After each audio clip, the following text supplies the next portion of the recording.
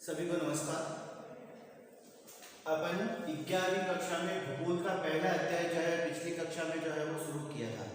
भूगोल एक विषय के रूप में, जिसमें अपन ने जो है भूगोल की जो है महत्वपूर्ण शाखाएं, भूगोल शब्द कहाँ से आया, ठीक है, किन शब्दों से मिलकर बना, उसका जो है शाब्दिक अर्थ क्या है, इन सब बातों के ऊपर जो है वो चर्चा की थी। अपन ने कहा कि जो है भूगोल जो है एक विषय के रूप में पहला ही जो है अध्याय अपना यही है, क्योंकि जो है माध्यमिक तक जो है अपन जो पढ़ते थे वो सामाजिक विषय पढ़ते थे, और सामाजिक विषय में भूगोल को जो अपन उसके साथ में पढ़ते थे अन्य विषयों के साथ में। लेकिन जैसे ही उच्च माध्यमिक में आए तो जो है सामाजिक में से भूगोल जो एक अलग विषय के रूप में जो है वो बन गई। तो उसका क्या क्या जो है महत्व है वो सारा चीज जो अपन पढ़ रहे हैं। तो आज अपने जो है अध्ययन के बिंदु है भौतिक भूगोल एवं प्राकृतिक विज्ञान। इन दोनों का जो भौतिक भूगोल किस प्रकार से प्राकृतिक विज्ञान के साथ जो है समायोजन होता है, फिर भूगोल की शाखाएं जो है वो कौन कौन सी है, और भौतिक भूगोल का जो है वो महत्व, इन सारे जो है चीजों पर जो अपन बात करेंगे। तो जैसा कि अपन ने जो है शुरुआत की कि पहले भी जो अपन पढ़ चुके हैं कि भूगोल जो है वह मानव और प्रकृति की जो है अंतर क्रिया का जो है अध्ययन कहलाता है। यानी कि जो है प्रकृति और मानव दोनों ही तत्वों के जो है अंतर संबंधित ज्ञान या उसका अध्ययन करना जो है वो क्या कहलाता है, भूगोल कहलाता है। क्योंकि जो है मानव जो इस प्रकृति में निवास करता है और प्रकृति में निवास करने के कारण उसके ऊपर जो है किसका प्रभाव रहता है, प्रकृति वातावरण का जो है वो प्रभाव रहता है। तो अपन कहें कि मानव को जो है कहीं ना कहीं जो है पूर्ण रूप में अपन जो है बात करें तो प्रकृति जो है प्रभावित करती है, और उनके जो है मानव के जीवन में जो है स्पष्ट जो है दिखाई देती है। चाहे आवास की बात करें, चाहे मानव के जो है वस्त्र की जो है वो बात करें, चाहे मानव के जो है भोजन की बात करें, या जो है मानव के जो है व्यवसाय की बात करें, हर प्रकार में जो है प्रकृति जो है वो क्या करती है, मानव को प्रभावित करती है। जैसे अपन जो है उदाहरण लें कि मान लीजिए लोग जो है ठंडे क्षेत्रों में जो है रह रहे हैं, तो उनको जो है वहां पर वस्त्र कैसे पहनने पड़ेंगे, ऊनी वस्त्र पहनने पड़ेंगे। किसका जो है कौन प्रभावित कर रही है, जलवायु प्रभावित कर रही है।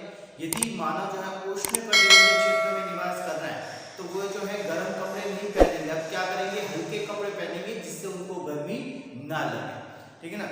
उनका जो है खान पान भी जो है जलवायु के आधार पर जो है निर्भर करता है। उनका आवाज जो है वह भी जलवायु के ऊपर जो है वो निर्भर करता है। उनका व्यवसाय भी जो है वो जलवायु के ऊपर जो है निर्भर करता है। ये सारी चीजें जो है अपन ने पढ़ी थी।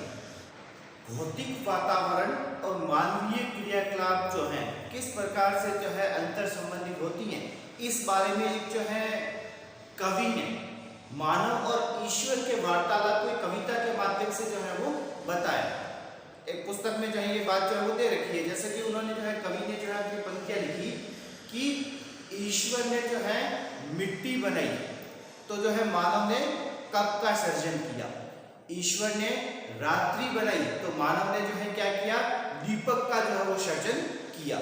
आपने बंजर भूमि, मरुस्थल, पहाड़ जो है बनाए तो जो है हमने क्या किया, वहां पर फूलों की क्यारियां लगा दी, ठीक है ना, बाग बगीचे जो है वो बनाए। तो एक कविता के माध्यम से जो है कवि ने जो है ये बताया कि जो है सारी चीजें जो है, कहने का मतलब क्या है कि जो है सारी चीजें, सारे संसाधन जो है मानव को कहां से प्राप्त होते हैं, प्रकृति से ही प्राप्त होते हैं। लेकिन मानव जो है वो जो है सारी चीजें बनाने के लिए किसके ऊपर निर्भर करता है, प्रकृति के ऊपर निर्भर करता है। प्रकृति से प्राप्त जो है संसाधनों को वो अपने अनुकूल जो है वो बनाता है।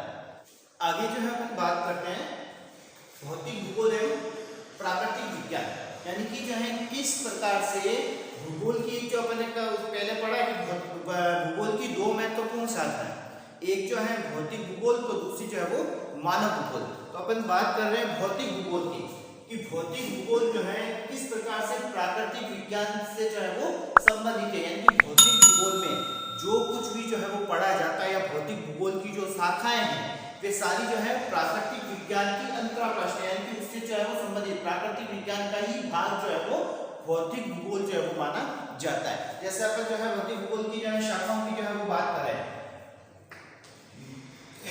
मृदा विज्ञान,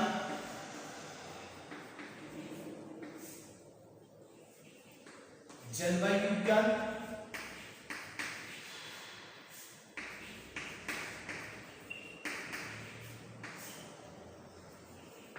समुद्र विज्ञान,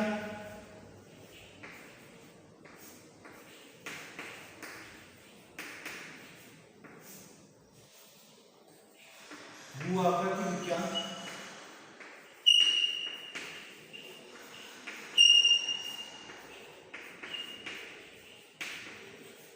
ये सारी जो है भौतिक भूगोल की जो है वो शाखाओं की बात कर रहे हैं। ये सारी शाखाएं जो है वे किससे संबंधित है? प्राकृतिक विज्ञान की ही अंतरापृष्ठ है कि इसमें जो है यही चीजें जो है वो समाई है जो प्राकृतिक विज्ञान में जो पढ़ी जाती है।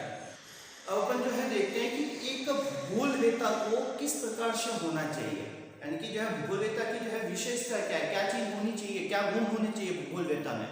तो जो अपन ने कहा कि एक भूगोलवेता में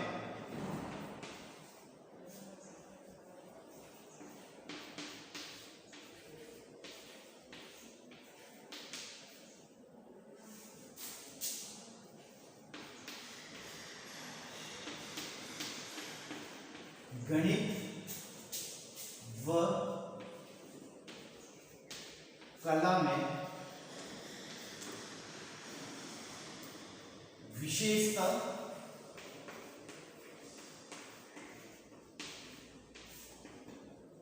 मानचित्र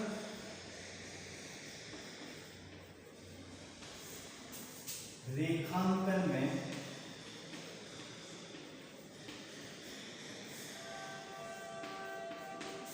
निपुण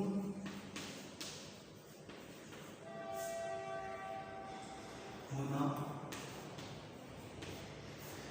चाहिए।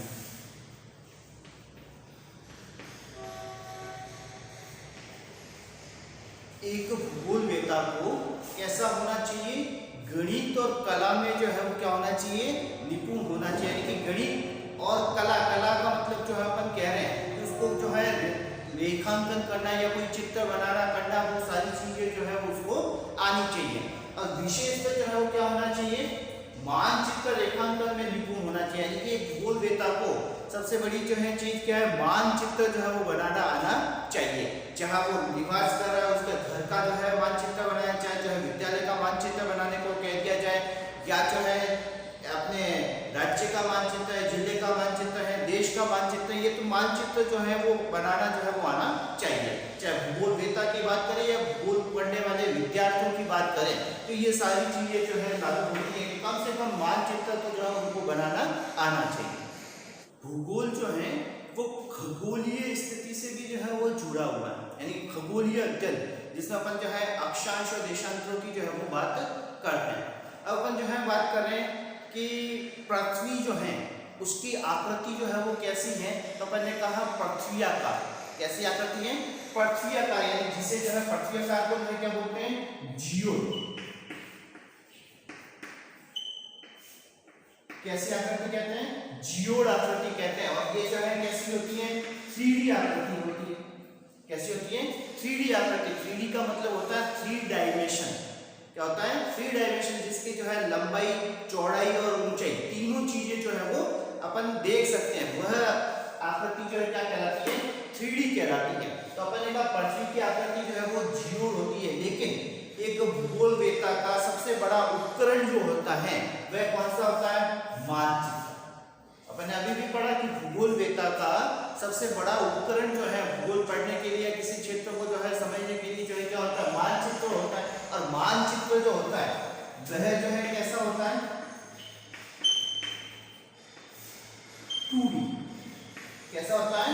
2D। मानचित्र सभी जानते हैं, एक जो है समतल जो है कागज के ऊपर जो है वो बनाया गया मानचित्र होता है, जिसमें जो है क्या होता है? लंबाई और चौड़ाई दो चीजें ही अपन को देखने को मिलती है। इसलिए इस आकृति को जो है क्या कहते हैं? 2D आकृति जो है वो कहा जाता है। अब अपन जो है बात कर रहे हैं कि इस भूभाग यानी कि जियोड जो है 3D आकृति को 2D में बदलने के लिए, ठीक है ना, इस जियोड आकृति को मानचित्र यानी कि 2D में बदलने के लिए जो है क्या होता है? दोनों तरीके हैं। एक तो आप जो है सही जो है मानचित्र बनाए, जिसमें जो है आकार और क्षेत्रफल जो है वो बराबर है। उसके लिए क्या किया जाएगा? गणित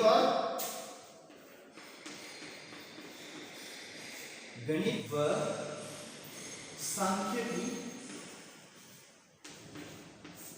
का प्रयोग जो है वो किया जाएगा, जिससे मानचित्र जो बनेगा वह बिल्कुल जो है सही जो है वास्तविक जो है क्षेत्र और जो है उसके आकार के अनुसार जो है वो बनेगा।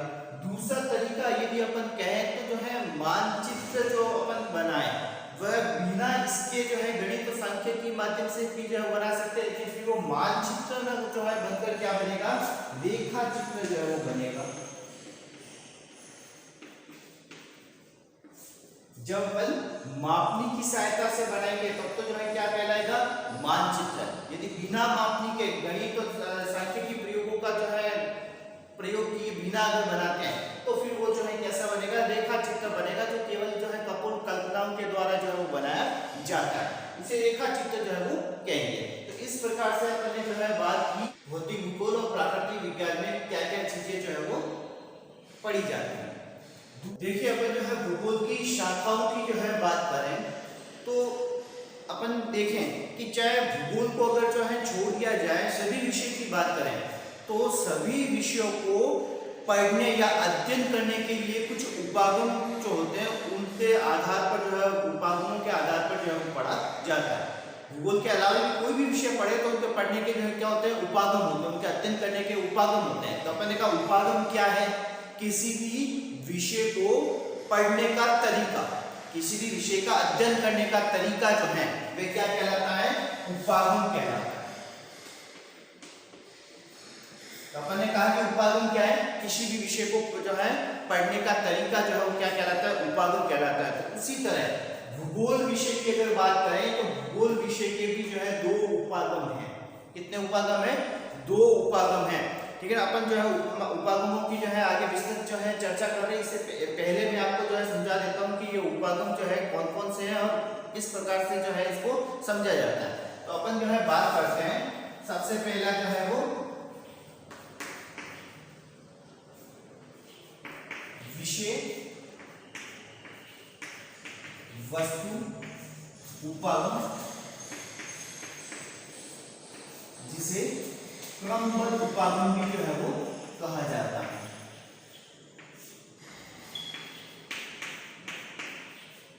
क्या कहा जाता है, क्रमबद्ध उपागम। अब देखिए एक तो जो है ये हो गया, दूसरा जो है वो प्रादेशिक उपागम है। प्रादेशिक उपागम, अब अपन कहते हैं कि विषय वस्तुगत उपागम या क्रमबद्ध उपागम या प्रादेशिक उपागम है क्या और किस प्रकार से जो है इसको जो है भूगोल को जो है वो पढ़ा जाता है। तो अपन ने कहा जो वास्तविकता में भूगोल में जो है अपन ने पहले भी जो है समझा कि भूगोल जो है वो क्या है, प्रकृति और मानव का अंतर संबंधित अध्ययन ही तो करते हैं अपन। जो इस प्रकृति में जो भौतिक तत्व है उन भौतिक तत्वों का जो है अपन क्या करते हैं, अध्ययन करते हैं। मानव के साथ जो किस प्रकार अंतर संबंधित है उन चीजों का जो अपन अध्ययन करते हैं। तो ये भौतिक तत्व जो है, जैसे अपन ने उदाहरण देके जो है बात करें,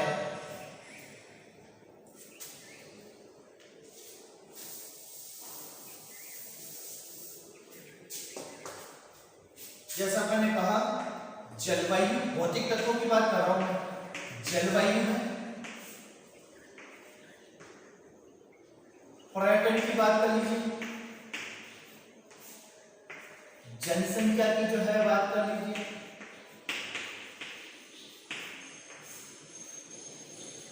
कृषि की जो है बात कर लीजिए, या आर्थिक जो है तंत्र की जो है बात कर लें।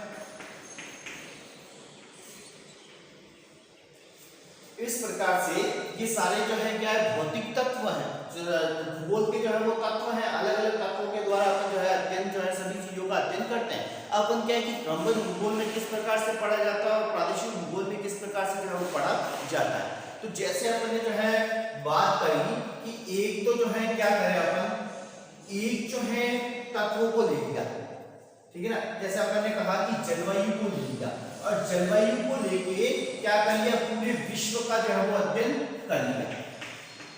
पूरे विश्व के बारे में जो है वो क्या कर लिया अपन ने, अध्ययन कर लिया, केवल एक तत्व को लेके। फिर दूसरा तत्व लिया पर्यटन, फिर विश्व का जो है अध्ययन किया। फिर तीसरा तत्व लिया जनसंख्या, पूरे विश्व का अध्ययन किया। तो ये कौन सा तरीका है? सिस्टेमेटिक तरीका है। सिस्टेमेटिक मतलब क्रमबद्ध, क्रम, एक एक क्रम के अनुसार जो है एक एक तत्व को लेके पूरे विश्व का जो है वो क्या किया जाता है? अध्ययन किया जाता है। तो इस प्रकार का जो है अध्ययन क्या कहलाता है? विषय वस्तु उपागम या क्रमबद्ध उपागम जो है वो कहलाता है। ठीक है, इसको अच्छे से समझना है क्योंकि बहुत ही अच्छी चीज और आगे जो है आपको इसका जो है समझ में आना बहुत ही महत्वपूर्ण है ये। तो अपन ने कहा कि जो है क्रमबद्ध जो है उपागम क्या कहलाएगा? सभी तत्वों का क्रमबद्ध तरीके से जो है पूरे विश्व के अनुसार जो है वो अध्ययन करना। ठीक है, जैसे अपन ने जो है मालिकों के अनुसार जो है बात करें, एशिया, यूरोप, अमेरिका। ठीक है, अब अपन ने कहा कि एक तत्व लिया जलवायु का और इन तीनों को ही जो है अपन ने तीनों ही जो है मालिकों को एक साथ में जलवायु के संदर्भ में जो है वो पढ़ा। फिर पर्यटन को लिया और तीनों ही को जो है पर्यटन के संदर्भ में जो है एक साथ में पढ़ा। तो अपन ने कहा एक एक तत्वों को लेके पूरे विश्व का जो है अपन ने अध्ययन किया। ये तरीका जो है वो कौन सा हुआ? क्रमबद्ध तरीका जो है वो कहलाता है। ठीक है, जिससे जो है अपन सिस्टमैटिक जो है वो तरीका भी जो है वो कहते हैं कि एक एक जो है क्रम लेके विश्व, पूरे विश्व का अध्ययन किया जाता है, लेकिन एक भौतिक तत्वों को जो है वो लेके अध्ययन करते हैं। दूसरा अपन ने कहा जो है क्या है? प्रादेशिक जो है वो उपागम। देखिए प्रादेशिक उपागम जो है क्या है? अपन ने कहा ये जो है सारे जो है तत्व है, इन सारे तत्वों का एक साथ जो है अध्ययन किया जाता है, लेकिन एक प्रदेश को लेकर। अब सारे जो है पूरे विश्व के बारे में अध्ययन नहीं कर रहे हैं, केवल एशिया के संदर्भ में अध्ययन करेंगे, जिसमें जलवायु भी पढ़ेंगे, पर्यटन भी पढ़ेंगे, जनसंख्या भी पढ़ेंगे, कृषि भी पढ़ेंगे, आर्थिक जो है तत्वों को भी जो है अपन पढ़ेंगे। ठीक है, केवल एशिया के संदर्भ में इन सब तत्वों को पढ़ेंगे, फिर यूरोप को लेकर इन सब तत्वों को पढ़ेंगे, फिर अमेरिका को लेकर इन सब तत्वों को पढ़ेंगे, ऑस्ट्रेलिया को लेकर इन सब तत्वों को पढ़ेंगे। तो अपन ने कहा इस प्रकार से भी जो है पूरी जो है विश्व के जो है भूगोल को पढ़ा जा सकता है और क्रमबद्ध तरीके से जो है पढ़े तो पूरे विश्व का जो है भूगोल अपन पढ़ सकते हैं। एक बार वापस से बता रहा हूँ, अच्छे से जो है दिमाग में जो है समझ लेना कि जब अपन एक एक जो है तत्वों को लेके विश्व के बारे में अध्ययन करें, पूरे विश्व को अध्ययन करें केवल एक तत्वों को लेके, तो ये तो है क्रमबद्ध तरीका। प्रादेशिक तरीका कौन सा है पढ़ने का? एक प्रदेश को लिया और सभी तत्वों का अध्ययन कर लिया। ठीक है ना, एक प्रदेश को लिया और सभी तत्वों का एक साथ में अध्ययन कर लिया, वह जो है प्रादेशिक तरीका है। और जब ये तत्वों को लेकर पूरे विश्व का अध्ययन करते हैं तो क्रमबद्ध तरीका कहलाता है। क्रमबद्ध जो है उपागम का जो है उदाहरण अपन कहें तो वह है भौतिक भूगोल। कौन सा है? भौतिक भूगोल, जिसमें जो है पूरे विश्व का अध्ययन किया जाता है, भौतिक तत्वों को लेकर, केवल भौतिक तत्वों को पढ़ा जाता है और पूरे विश्व के बारे में पढ़ते हैं।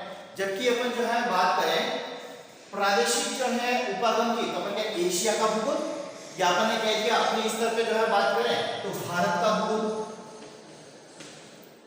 भारत का भूगोल। अब भारत का भूगोल जो है वो क्या है? प्रादेशिक उपागम का तरीका है भूगोल पढ़ने का, जिसमें अपन ने जो है भारत के संदर्भ में इन सभी तत्वों का अध्ययन करना है। भौतिक भूगोल में क्या कर रहे हैं?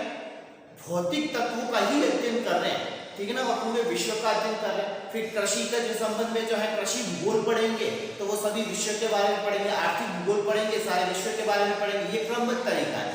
भारत का भूगोल, राजस्थान का भूगोल, एशिया का भूगोल, ये सारा जो है वो क्या है? प्रादेशिक तरीका है। अपन का चाहे इस तरीके से जो है पढ़े, चाहे इस तरीके से पढ़े, किसी भी तरीके से पढ़े, अपन पूरे विश्व का भूगोल जो है वो पढ़ सकते हैं। कुछ भूगोलवेता जो है वो क्रमबद्ध तरीके से जो है पढ़ते हैं और कुछ भूगोलवेता इस प्रादेशिक तरीके से जो है वो पढ़ते हैं। तो भूगोल के जो है उपागम जो है वो कितने हुए?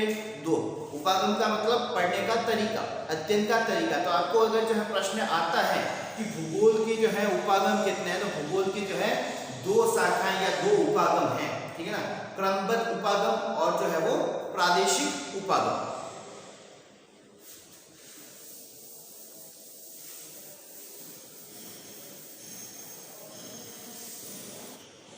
अपन बात कर रहे हैं भूगोल के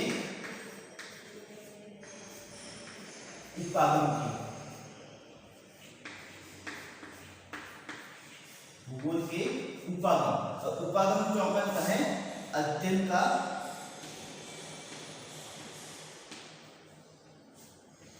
तरीका।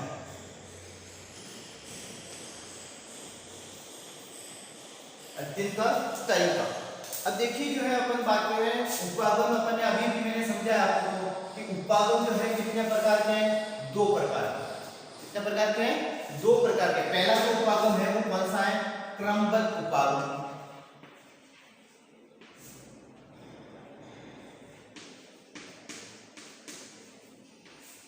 कौन सा उपागम है? क्रमबद्ध उपागम। दूसरा जो उपागम है वह है प्रादेशिक उपागम।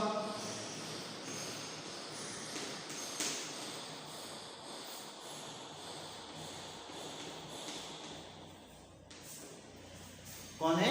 प्रादेशिक उपागम। आपकी किताब में केवल जो है आधुनिक क्रमबद्ध भूगोल और जो है प्रादेशिक क्रमबद्ध भूगोल के बारे, सॉरी प्रादेशिक भूगोल के बारे में जो है वो बता रखा है। अपन इसको जो है थोड़ा सा और जो है आपको जानकारी दे रहे हैं कि क्रमबद्ध उपागम को भी जो है अगर बात करें क्रमबद्ध भूगोल के जो है पिता किताब में दे रखा है हम्बोल्ट, और जो है प्रादेशिक उपागम के जो है जनक जो है वो पॉल रिटर है, इतना बता रखा है। लेकिन अपन इसको और थोड़ा विभाजन करते हैं कि क्रमबद्ध उपागम जो है उस क्रमबद्ध उपागम को भी आगे जो है अपन ने क्या कर दिया?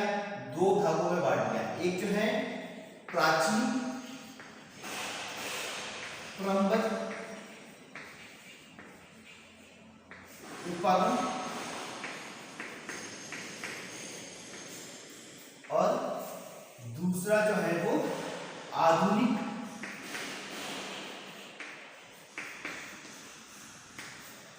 क्रमबद्ध उपागम।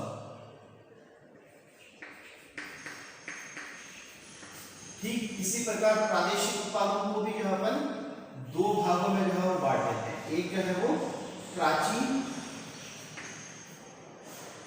प्रादेशिक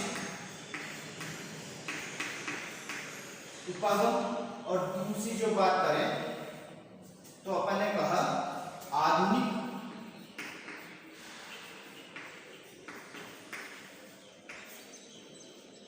प्राचीन प्रादेशिक उपागम। ठीक है ना? दो भागों में इसको जो है अपन ने बांट दिया। क्रमबद्ध उपागम में दो हो गए, प्राचीन क्रमबद्ध उपागम, आधुनिक क्रमबद्ध उपागम। प्रादेशिक उपागम को भी दो भागों में बांट दिया, प्राचीन प्रादेशिक उपागम, आधुनिक जो है प्रादेशिक उपागम। अब अपन जो है बात करें कि इनके जो है जनक जो है वो कौन है, इनको जो है जनक जो है माना जाता है। तो प्राचीन क्रमबद्ध उपागम जो है इसके जनक जो है वो इरेटैस्टोनिक जो है माने जाते हैं।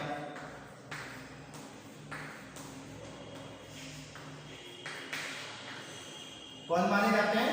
इरेटैस्टोनिक। इनकी पुस्तक जो थी अपन ने जो है पहले जो है पढ़ा है उसमें जो है नाम आया था जिससे जो है भूगोल शब्द की जो है वो उत्पत्ति हुई थी। कौन सी पुस्तक थी? जियोग्राफिया।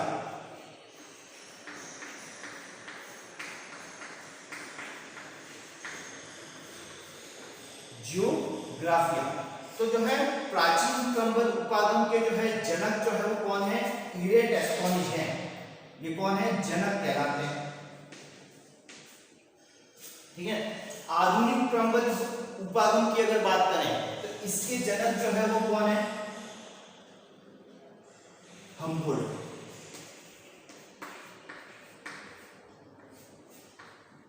कौन है? हम्बोल्ट जो है इसके जनक है। इनकी पुस्तक जो थी उसका नाम था कॉस्मोस।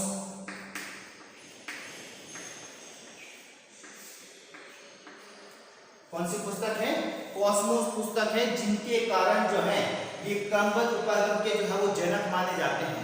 ठीक है ना? अगर जो है बात करें तो भूगोल के अंदर जो है सबसे ज्यादा जो है अपन ने कहा कि जो है तार्किक और जो है हर जगह जो है व्यक्तिगत जाकर जो है परीक्षण जो है जिस भूगोलवेता ने किया है तो वो थे अलेक्जेंडर वान हम्बोल्ट। कौन थे? अलेक्जेंडर वान हम्बोल्ट थे, जिन्होंने जो है जहां पर भी जाते थे अपने साथ में सारे भूगोल के उपकरण जो है वो रखते थे और कई किलोमीटर जो है इन्होंने पैदल यात्राएं जो है वो की थी और जो है वास्तविक जो है सही जानकारी प्राप्त करके इन्होंने जो अपनी पुस्तक लिखी थी कॉस्मोस, जिसके जो है 5 जो है वो खंड थे। तो तो ये जो अपन ने कहा कि हम्बोल्ट साहब जो है वह आधुनिक क्रमबद्ध उपागम के जो है वो जनक माने जाते हैं। अब बात करें प्रादेशिक उपागम की, तो जो है प्राचीन जो है प्रादेशिक उपागम जो है इसके जनक जो है वो हिकेटियस जो है वो माने जाते हैं।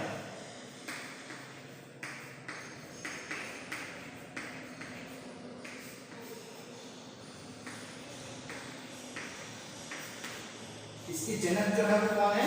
हिकेटियस।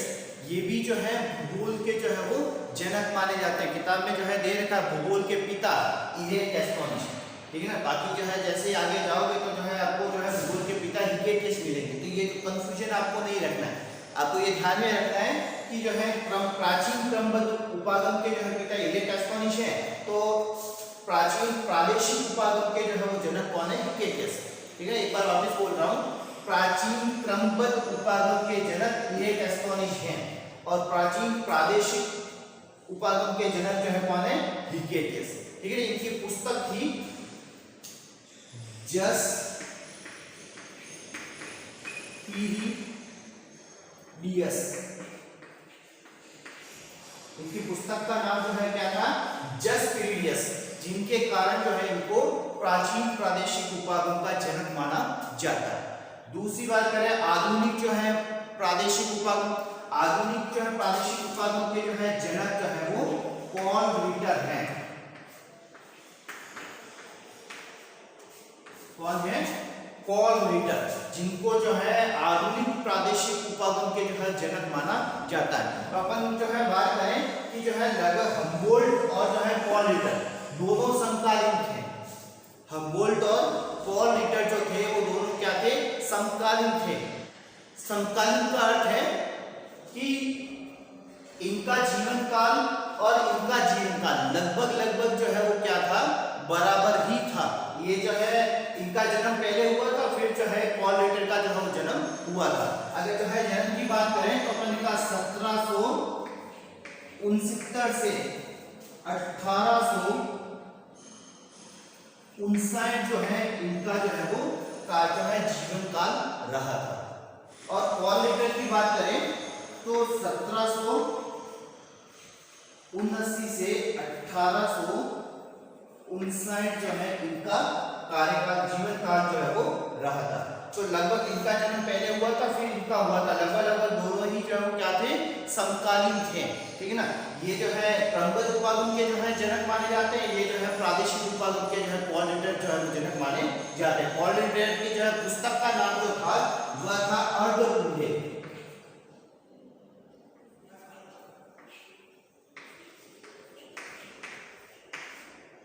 इनकी पुस्तक का क्या नाम था? अर्धकुंडे जो है इनकी पुस्तक का जो है वो नाम था। देखिए पॉल रिटर, जैसा कि मैंने अभी भी बात की अलेक्जेंडर वन हुम्बोल्ट की है, जहां पर भी जो है गए हैं इन्होंने परीक्षण किया बाकायदा, और हर जगह का इन्होंने निरीक्षण करके ही जो है सारी चीजें जो है वो इकट्ठा की।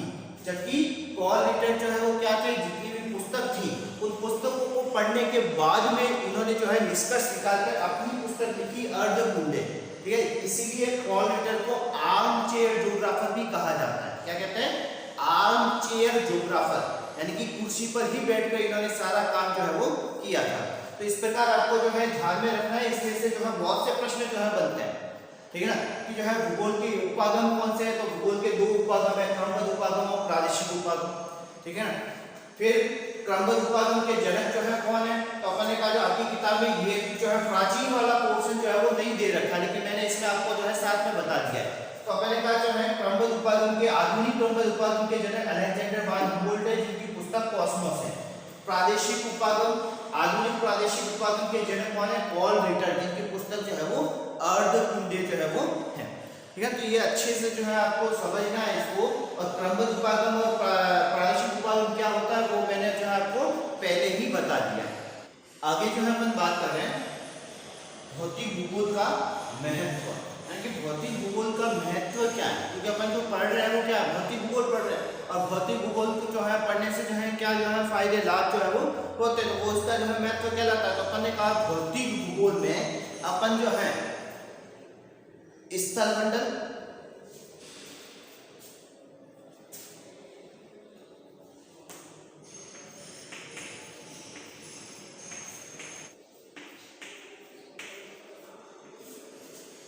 जलमंडल,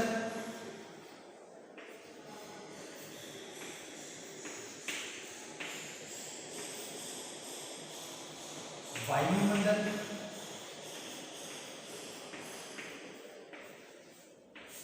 तथा जीवमंडल।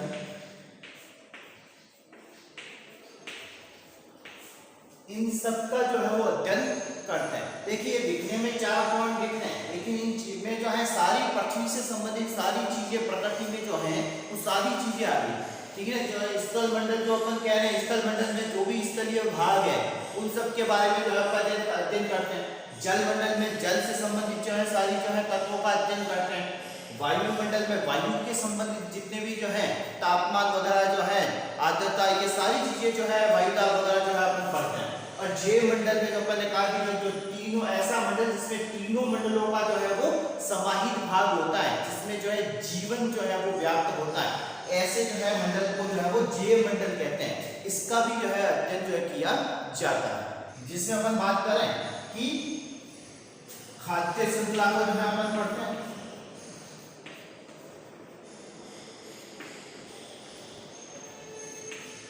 किसको पढ़ते हैं? खाद्य श्रृंखला को जो है पढ़ते हैं। पारिस्थितिक तंत्रों को पढ़ते हैं।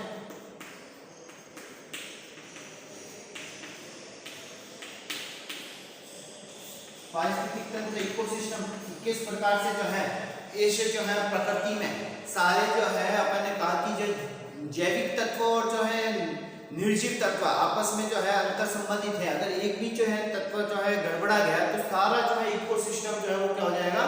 खत्म हो जाएगा। तो ये सारी चीजें अपन किसमें पढ़ते हैं? जैव मंडल में जो है वो पढ़ते हैं। जैसे अपन ने जो है एक उदाहरण दिया कि जो है भौतिक भूगोल में मृदा जो है निर्माण की जो है प्रक्रिया की बात करें तो मृदा का यानी कि मिट्टी का निर्माण जो है किस प्रकार से कालिक समय के जो है अंतराल की जो है समय के साथ साथ जो है धीरे धीरे जो है चट्टानों के द्वारा होता है। तो उसकी जो है जनक चट्टानें होती हैं, उनके ऊपर जो है तापमान के जो है कारण जो है वर्षा के कारण है, इन सभी चीजों के कारण जो है धीरे धीरे चट्टानें जो है टूटती है। टूटने से जो है धीरे धीरे मृदा के जो है कणों का जो है निर्माण होता है। जो है अपन ने कहा कि मृदा जो है पार्श्विका क्या कहते हैं, जो है सोइल प्रोफाइल जिसे जो अपन बोलते हैं, मृदा पार्श्विका जो है वो बनती है। मृदा पार्श्विका अपन किसे कहेंगे आगे जो है इसमें अच्छे से जो है पढ़ेंगे। मृदा पार्श्विका का अर्थ होता है कि मिट्टी का अलग अलग संस्तर में जो है पाया जाना। जैसे अपन कभी ऊपर जो है धरातल की खुदाई करते हैं तो अपन देखते हैं ऊपर की मिट्टी और अंदर जैसे जैसे पहुंचते वैसे वैसे मिट्टी जो है वो बदलती जाती है। तो अपन का मिट्टी का अलग अलग संस्तर में जो है पाया जाना जो है वो मृदा पार्श्विका जो है वो कहलाती है, या मृदा परिच्छेदिका जो है वो कहलाती है। इसे जो है सोइल प्रोफाइल जो है कहा जाता है।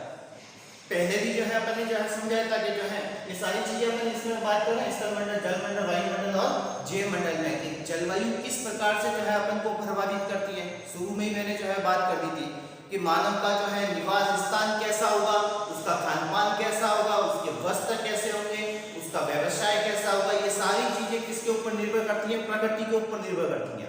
किस पे निर्भर करती है? प्रकृति के ऊपर। जो जलवायु है, वहाँ का तापमान है, वहाँ की वर्षा है, ठीक है, ये सारी चीजें जो है मानव को जो है प्रभावित करती है। उनके खान पान को लेके बात करें, चाहे उनके वस्त्र की जो है वो बात करें, तो ये चीजें जो अपन पहले भी जो है वो पढ़ चुके हैं। फिर अपन बात करें कि प्रकृति तो जो है मानव को प्रभावित करती है, ये अपन सारा अध्ययन करते हैं इसके अंदर, लेकिन मानव भी प्रकृति को जो है वो क्या करता है? प्रभावित करता है। कि जो है प्रकृति जो है ऐसी है जहां पर जो है मानव के प्रतिकूल है, जहां पर प्रकृति जो है मानव को जो है आज जो है रहने के लिए वहां पर जो है आदेश नहीं देती, यानी कि जो है वह प्रतिकूल है, मानव वहां पर नहीं रह सकता। लेकिन फिर भी मानव ने अपने जो है कौशल के दम पे, अपने तकनीकी के द्वारा, प्रकृति के ही संसाधनों का प्रयोग करते हुए अपने जो है तकनीकी ज्ञान द्वारा जो उसने क्या कर दिया है, उस जलवायु को अपने अनुकूल बना दिया है। जैसे अपन ने कहा कि कोई निश्चित जो है क्षेत्र है,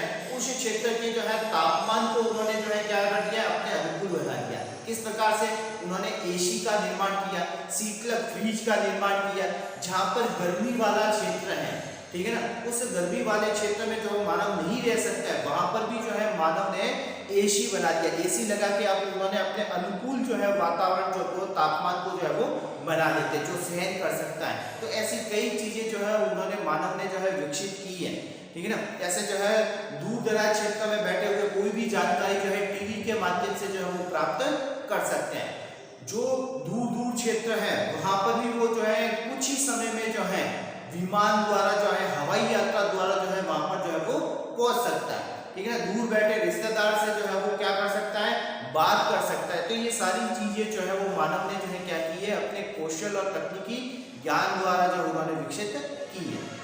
आगे जो है दो जो है भूगोल से संबंधित परिभाषाएं दे रखी कि भूगोल क्या है, ठीक है। तो दो भूगोल वेताओं ने इस संबंध में जो अपने पाठ्य पुस्तक में दे रखा है, एक जो है हॉडसन और दूसरा जो है हैटनर। इन दोनों ने जो है भूगोल की परिभाषाएं दे रखी है। जैसे आपने कहा कि भूगोल का उद्देश्य धरातल की प्रादेशिक भिन्नता का वर्णन और व्याख्या करना है। तो धरातल की जो है प्रादेशिक जो है भिन्नता है, अलग अलग प्रदेशों की जो है अलग अलग जो है बाकी विशेषताएं, यानी अपन कह रहे कि जो है एक जो है क्षेत्र दूसरे क्षेत्र से जो है क्या होगा, भिन्न होगा। और इसी जो है भिन्नता का अध्ययन करना जो है, उसका व्याख्या करना जो है क्या कहलाता है, भूगोल कहलाता है। ये परिभाषा जो है किसने दी है, हॉडसन ने जो है वो दी है।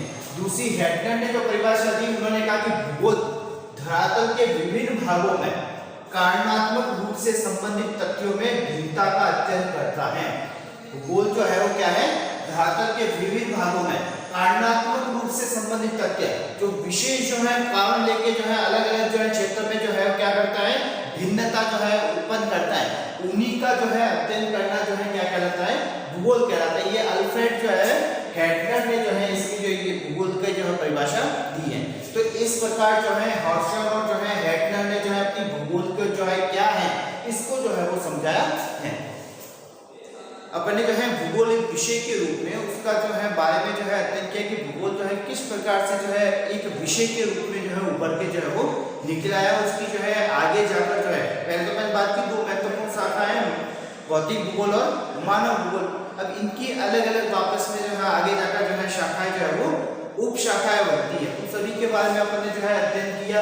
फिर अपन ने देखा इसको पढ़ने की जो है अध्ययन करने के जो है तरीके क्या है, ये किस प्रकार से जो है महत्वपूर्ण है, क्यों पढ़ा जाना चाहिए भूगोल, इन सब के बारे में जो अपन ने जो है अध्ययन किया था। आगे जो है अपन दूसरा अध्याय लेंगे जिसमें अपन ने कहा कि हम जिस जगह रह रहे हैं इस ग्रह का नाम है पृथ्वी, और इस पृथ्वी ग्रह की जो है उत्पत्ति जो है वो कैसे हुई है। तो अपन जो है इसके बारे में अगले अध्याय में जो है पढ़ेंगे। तो बहुत ही जो है अपन कहते हैं रोचकपूर्ण होता है, दिमाग में भी रहता है कि हाँ पृथ्वी पर अपन रह रहे हैं, इसकी उत्पत्ति जो है वो कैसे हुई है। और पृथ्वी की उत्पत्ति को अगर जानना है तो अपन ने कहा क्या है, ग्रह, तो सभी ग्रहों की उत्पत्ति जो है वो कैसे हुई है उसको समझना जो है वो जरूरी होता है। ग्रह बने तो अपन ने कहा ब्रह्मांड को जानना जो है वो जरूरी होता है। तो इन सारी चीजों को जो है अपन दूसरे अध्याय में जो है वो पढ़ेंगे। धन्यवाद।